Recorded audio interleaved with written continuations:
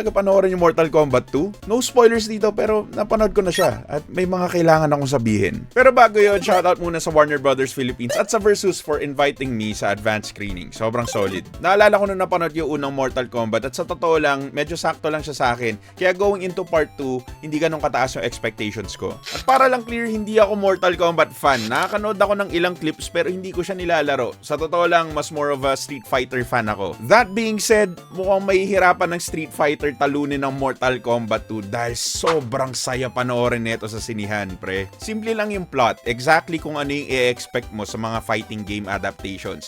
Pero ang pinaka-impressive dito ay kung paano nila na-handle yung dami ng characters. Namili sila ng ilang characters para bigyan ng main focus pero for the most part, may mga moments naman each character. Malaking bagay din na pinalitan nila yung bida kasi sa first movie, boring si Cole, hindi ko siya nagustuhan. Pero dito, side character na lang siya. Ang interesting ng ginawa pa nga nila dito kasi dalawa yung bida. Una si Johnny Cage na ginampanan ni Karl Urban. Siya yung pinaka-paborito ko dito sa movie.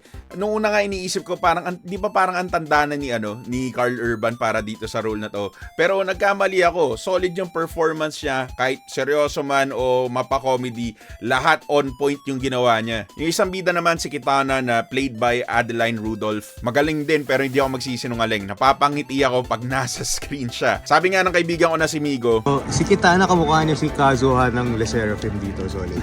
ganda niya ba? Guys, ang ganda niya dito sa movie na to. Hindi ko alam ba't sinasabi ko to sa review pero kailangan ko maging honest. Yun yung experience ko dito sa movie na to. Anyway, dahil nga maraming characters, ang bilis ng pacing ng movie na to. Usually gusto ko maayos yung flow ng kwento, yung minsan may mataas, minsan may mababa.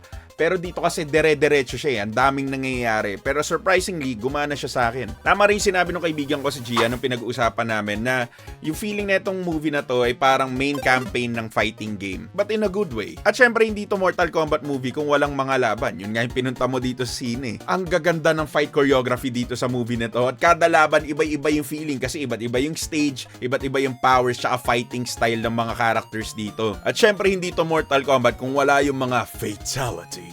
Para sa mga hindi nakakaalam, ito yung brutal na finishing moves na ginagawa nila sa game pagkatatalunin na nila yung kalaban. At grabe, ang daming what the fuck tsaka holy shit moments dito sa movie na to. May mga hindi rin kasi ako in-expect na fatalities at the same time, ang creative ng pagkaagawa dun sa mga sequences na yun.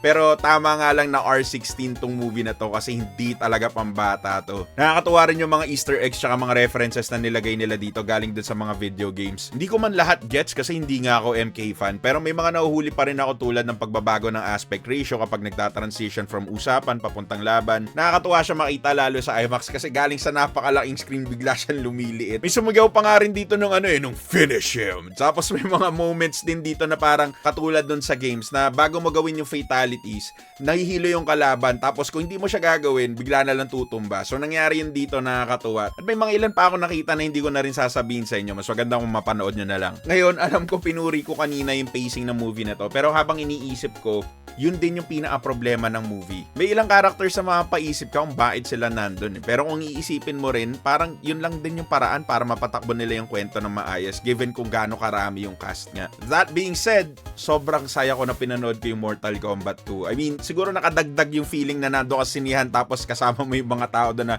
pumapalakpak, tumatawa, napapawaw, napapamura din. Sa totoo lang, ang tagal ko nang hindi naramdaman yung ganitong feeling. Siguro yung huli pa was Top Gun Maverick nung napanood ko sa sinihan. Of course, take everything I said with a grain of salt. Iba-iba tayo ng trip.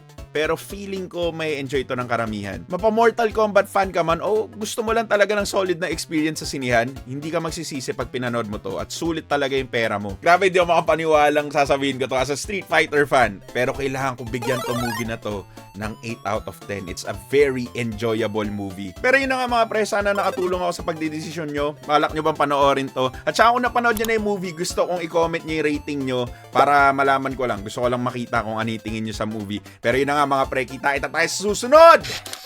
Evander's out.